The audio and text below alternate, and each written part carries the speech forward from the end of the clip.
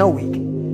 I will reverse that pain and suffering, and I will take your soul. So every instructor that put me through BUD/S, my job, what drove me, was I wanted you to go home that night after you beat the living shit out of me, and I smiled in your face.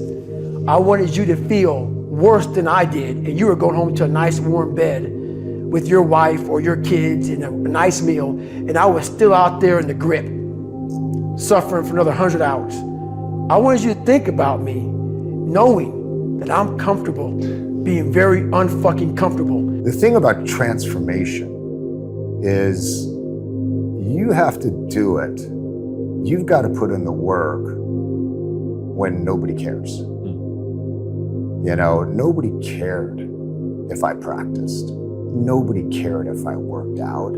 I didn't have parents who are like, hey, you know, Dan, you got to go to the gym. Oh, hey, Dan, you know, go out and run some sprints. Nobody cared. If you want to transform, you have to do the work if nobody cares. There's only one person who has to care, and that's you. You've got to care. You've got to want it. And the reason I think is different for everybody to want it. Some comes out of pain. Some comes out of, you know, I want to prove somebody wrong.